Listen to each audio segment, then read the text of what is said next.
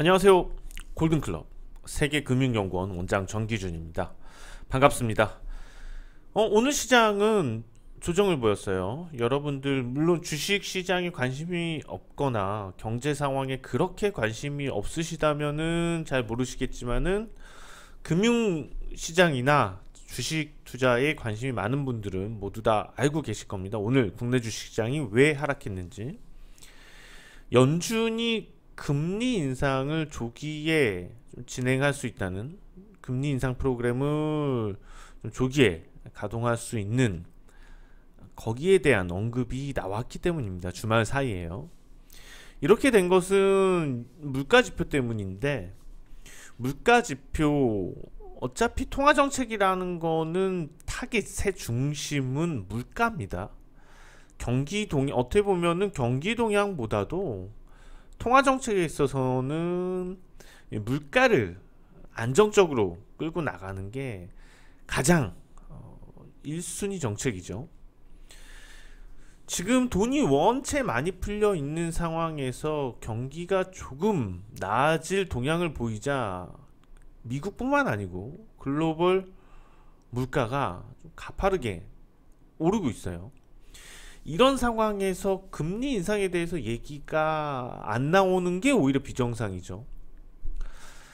미국이 금리 인상을 하게 되니까 지금 원 달러 환율 차트입니다. 지난 시간에도 환율 관련돼서 유심히 봐야 된다는 얘기를 드렸었고, 오히려 환율이 좀 꺾여 내려올 가능성이 높다고 전망을 했었는데 그 전망이 빗나갔죠. 연준에서 오히려 그런 동향들을 내비치면서 금리 인상에 대한 가능성이 높아지게 되면서 미국이 금리를 올리게 되면은 달러화 가치가 높아집니다. 달러화 가치가 높아지게 되면은 반대로 상대적으로 원화 가치가 떨어지죠. 그것을 예상을 해서 환율이 오른 겁니다. 달러화 가치가 상승할 것이 예상이 된다 해서 오른 겁니다. 다행인 것은 이게 그렇게 단기적인 어떤 인상을 주기는 했지만 실질적으로 시장에서 받아들이는 건, 오늘 환율 동향을 보시는 것처럼 시장에서 받아들이는 것은 그렇게 크게 달러화 가치를 높이지 못할 거라는 흐름을 비춰주지 않았나 생각이 듭니다. 단순히 이제 기술적인 부분도 작용을 했었을 거는 같아요. 이 1134원 선에서의 기술적인 저항도 있었을 것 같기도 하지만, 그것보다는 단기적으로 이거를 너무 빠르게 받아들였다는 게 먼저 오늘 이렇게 윗꼬리를 단 흐름을 만들지 않았나 싶습니다. 환율에 있어서 지금 국내 주식 시장하고 많이 연동될 수 있는 부분이 바로 외국인 투자 자금과 관련된 부분이거든요. 실질적으로 환율이 계속 오를 거라고 생각을 한다면은 거기에 대해서 원화 자산에 대한 투자가 좀 불리한데도 불구하고 들어올 부분이 제한이 될 수밖에 없는 거죠. 그건 당연한 부분이죠. 환율에 있어서, 환가치에 있어서 손해 보면서까지 할 수는 없는 거거든요. 국내로 유입이 될 수는 없는 부분이어서. 자, 지금은 좀 차트를 장기 흐름을 바꿔봤는데 똑같이 원달러 환율이에요.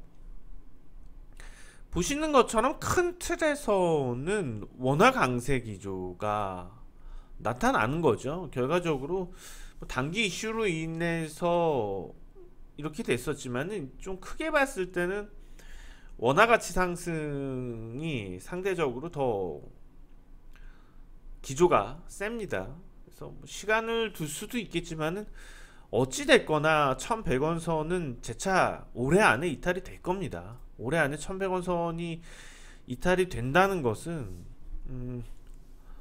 투자자들이 예상을 했을 때 원화 표시 자산이 더 유리하다는 거고, 그렇다면 주식시장으로 본다면은 원화 표기 자산인 국내 주식시장으로 유입이, 외부 자금 유입이 가능성이 더 현실적으로는 높지 않을까. 그래서 당장 이런 환율 동향에 의해서 빠져나가는 자금이 있죠. 일부 한머니성이라고 할 수 있는 그런 자금들은 실질적으로 그렇게 크게 위력적이진 않습니다. 외국인이 그래서 사흘 동안에 거의 2조 가깝게 팔아치웠고 덩달아서 기관까지도 팔아치우는 바람에 오늘 이거는 기관도 마찬가지예요. 어차피 위험관리성 매도죠. 그동안 기관 자금도 좀 많이 불어난 측면이 있기 때문에 이처럼 사회적인 어떤 글로벌 이슈가 발생을 했을 때는 여기서도 여전히 그냥 한머니성으로 나오는 매도 매수들이 존재를 합니다. 어찌됐거나 뭐 이런 부분들에 대해서 크게 실질적으로 우려할 필요는 없다는 것은 앞서 보셨듯이 환율 동향에서 전체적으로 환율의 틀은 자 어떻게 되고 있나요? 기조가 내려가고 있는 거고, 일시적으로는 미국의 금리 인상 시사로 인해서 미국의 달러와 가치 상승 때문에 이렇게 나타났지만은 뭐 큰 기조적으로 변할 건 없다고 판단이 됩니다. 한국도 물가는 올라갈 거고요. 자 어찌됐거나 지금 중요한 거는 지금 이런 어떻게 보면은 잔변동을 만들 수 있는 요인들보다는 결과적으로 국내 주식 시장이 뭐 지난번에도 한번 말씀을 드렸지만은 미국 주식 시장에 비해서 월등하게 낮은 가치로 거래가 되는데 그것에 대한 특별한 시장이 다르다는 거, 규모가 어떻게 보면은 좀 작다는 거, 거래량 규모 말고 시장의 규모가 그것 제외하고서는 특별하게 그렇게 차이가 날 필요도 지금은 없다고 보이거든요. 어차피 산업에 있어서 여러 가지 융합되어서 같이 글로벌 산업이 많이 협력 관계를 또 띠고 있고, 이런 분위기라면은 지금 결론적으로는 항상 그랬지만 금리 인상, 테이퍼링 작년부터 계속 얘기가 나오지만은 미국에서 그런 소식 나올 때면은 항상 환율이 급등을 했고, 환율이 급등을 하면서 외국인 기관 매도 때문에 국내 주식시장이 흔들렸고, 그런데 그 시기가 지나가면은 조정을 보였던 것의 2배 이상의 가파른 상승 국면들이 있었다는 거예요. 그래서 결과적으로는 코스피는 썸머 랠리를 타러 갈 거라는 거죠. 중요한 거는, 여러분들이 가장 궁금한 거는 이번 조정이 얼마나 깊을지, 아니면은 좀 일시적으로 주식을 줄였다가 재차 다시 좀 저점에서 사야지 되는지, 그런 부분에 있어서 많이들 고민을 하시는 것 같은데, 이런 시기에 이거예요. 중요한 건 팔고 밑에서 산다는 게 어렵다는 거죠. 왜냐하면 조정을 보이는 기간이 길고 시세를 만드는 기간은 짧습니다. 단 4, 5일 만에 시세는 쭉 올라버리고, 조정을 보이는 기간은, 조정은 이제 폭이 크진 않아요. 얇게 조정이 와요. 그리고 또 횡보하는 구간.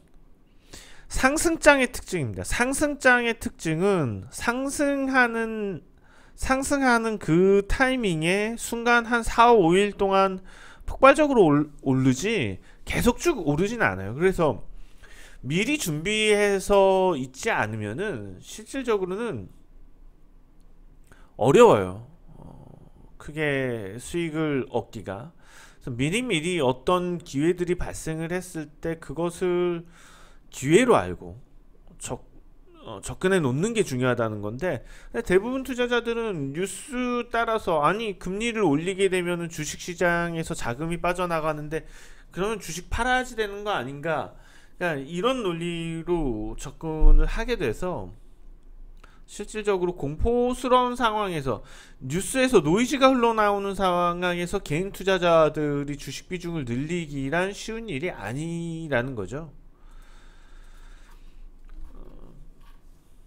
그렇지만은 여전히 뭐 금리 인상과 관련돼서 어떤 글로벌 정책 기조에 대한 악재가 주식시장의 발목을 잡을 때는 실제로는 항상 매수기였다는 겁니다.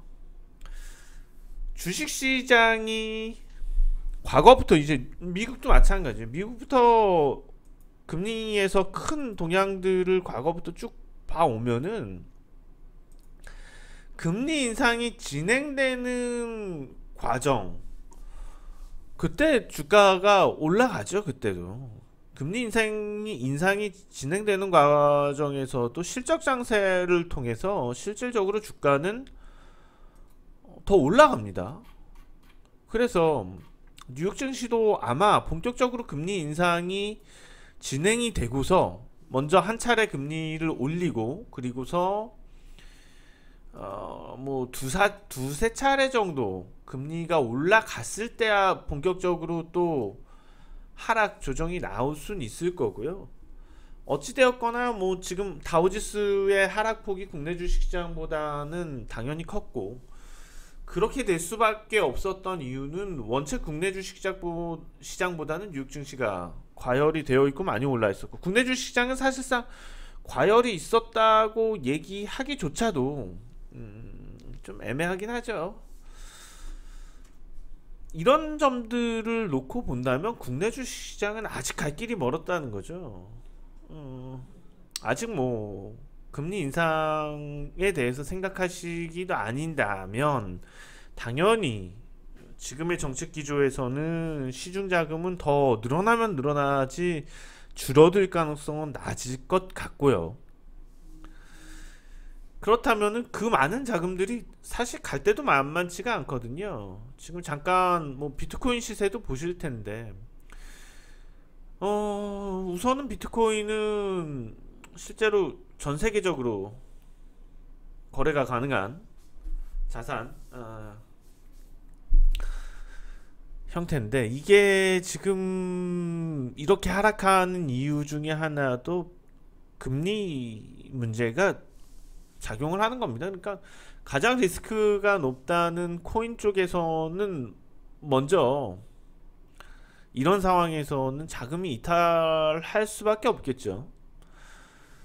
아주 리스크가 높은 시장에서는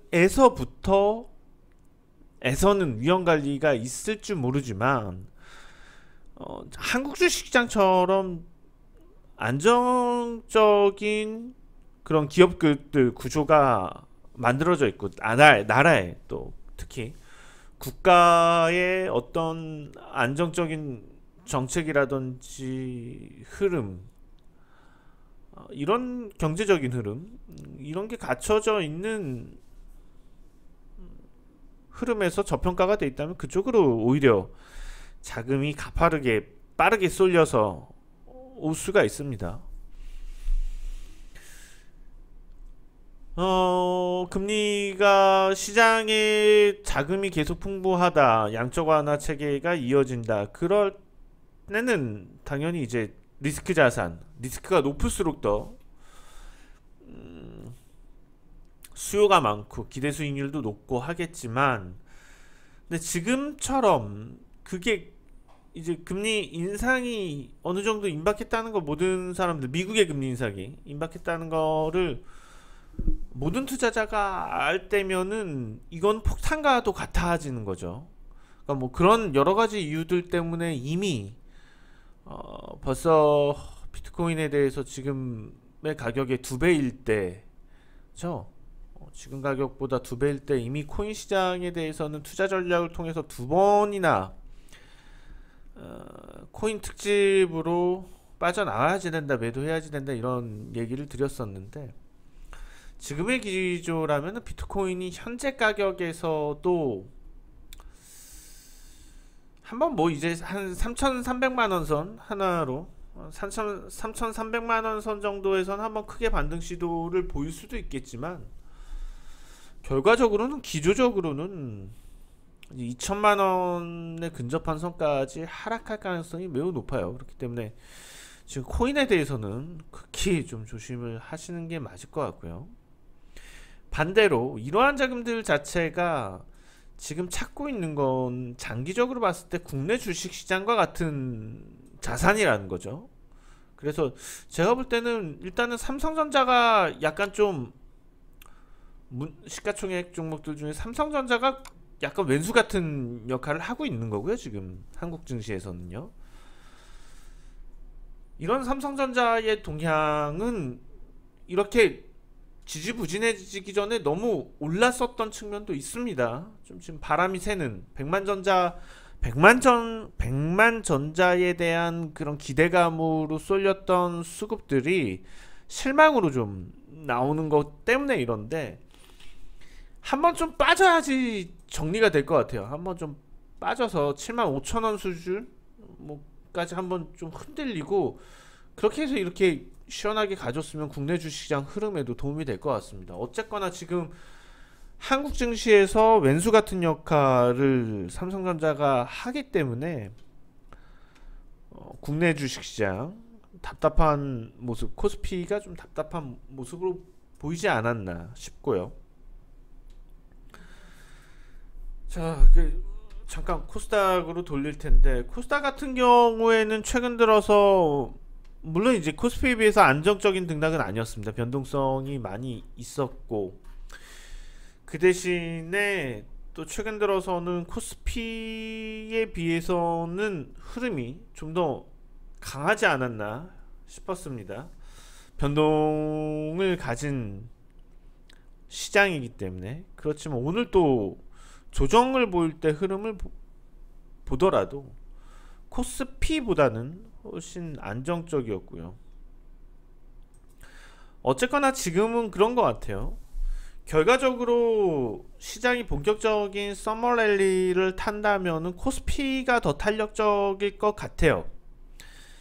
뭐 코스닥도 같이 가겠지만, 근데 지난번에도 말씀드렸듯이 코스닥 같은 경우에도 실질적으로 개인 투자자들 테마주나 어떤 재료 종목들에 대해서 좀 급매물들이 계속 흘러나왔었죠. 시세가 나올 때마다 급매물들이 나오는 기관의 급매물들이 나오는 부분들, 이런 게 벌써 코스피 쪽으로 비중을 늘려야 되기 때문에 나타나는 현상이고, 코스닥도 선별적으로 코스닥에서 시가총액이 괜찮은 종목들 흐름, 최근에 그 바이오 관련된 종목들이 또 흐름이 좋다 보니까는 오늘도 보시면은 사실 셀트리온 헬스케어나 제약의 기조가 아니었다면 코스닥은 많이 또 하락을 했겠죠. 오히려 코스피보다도요.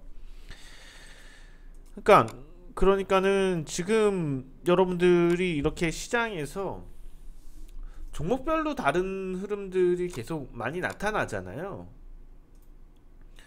이런 상황에서는 실제 포트폴리오에 대한 관리가 되게 중요합니다.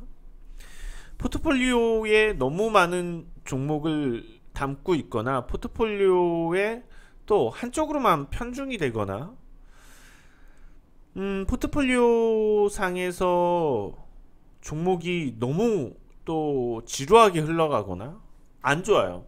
특히 지금 위치에서 종목이 너무 지루하게 흘러간다는 거는 야금야금 계속 손실이 난다는 거거든요. 그래서 지금은 오히려 포트폴리오 내에서 종목 교체가 어느 정도는 빠르게 돌아가야지 되는 게 맞고, 만약에 그렇게 빨리 돌아가는 포트폴리오를 운용을 하기가 어려우시다면은 사실 주식 비중을 줄이는 게 맞습니다. 오히려 주식 비중을 놓는 게 맞았고, 그렇지만 지금은 좀 얘기가 약간씩 달라지고 있는 거죠. 포트폴리오에서의 변화를 조금씩 여전히 뭐 좀 빠른 포트폴리오 변화를 가지고 가는 게 맞지만은 지금 조금씩은 이제는 템포를 늦추면서 가치 측면에서 조정 시에 매수를 들어갈 기회를 보는 종목들에 대해서 생각을 할 필요입니다. 이건 좀 극단적이지만은 삼성전자 뭐 지금은 왼수지만 어쨌거나 포트폴리오에서 이를테면 삼성전자가 그동안은 막 그렇게 계속 얄밉고 국내 주식시장 코스피에서 좀 왼수 같은 역할을 했다면 지금은 삼성전자에 대해서 기회를 엿볼 때라는 거죠. 아까 말씀드렸듯이 한번 7,500원 선으로 빠져주면 좋겠다라는 건 이랬을 때 수급이 붙거든요. 수급이 붙어야지 또 모멘텀이 나오고 그 모멘텀에 대해서 뭐가 좋다 뭐가 좋다라는 얘기들이 나와서 사실상 동력이 발생해서 끌어올려질 수가 있는 거예요. 그래서 저는 오히려 지금 삼성전자라던가 뭐 기타 좀 괜찮은 종목들에 대해서 엿볼 때가 아닌가 싶어요. 계속 좀 너 삼성전자를 예를 든다면은 너 조금만 좀 흔들려서 빠져만 줘 봐라. 내가 담아줄 테니 이런 식인 거죠. 그래서 지금은 그런 식의 좀 괜찮은 종목들을 좀 줄여놔서 당장 매수하기보다도 좀 여기저기 눈치를 보다가 이 종목 정도가 강하게 갈 거다 라고 느낌이 확실히 왔을 때, 분석이 되었을 때 매입하는 전략이죠. 주식 비중을 들어가는 전략. 그 이전까지는 아직은 수면 위로 확실하게 드러난 것들이 미미하기 때문에 빠른 포트폴리오 교체, 많은 주식 수보다는 관리할 수 있을 만큼의 한 3종목 4종목 정도의 주식 수에서 좀 빨리빨리 돌려가는 게 낫겠고요. 그렇지만은 지금 앞서 말씀드렸듯이 준비하고 있는 종목들 코스피 내에서 많아서 좀 계속해서 조정받고 내려와 있는 종목들에 대해서 노려봐야 된다는 거고요. 구체적으로 종목 상황들, 그럼 어떤 종목들을 노려보고 어떤 종목들이 어떤 상황이 됐을 때 좀 적극적으로 이제는 들어가자, 이 부분에 대해서는 다음번 투자 전략 때 한번 종목 얘기 나눠보도록 하겠습니다. 자, 오늘은 여기까지고요. 그럼 다음 시간에 종목 같이 들고 나와서 뵙도록 하겠습니다. 지금까지 세계금융연구원 골든클럽 정기준 원장이었습니다. 고맙습니다.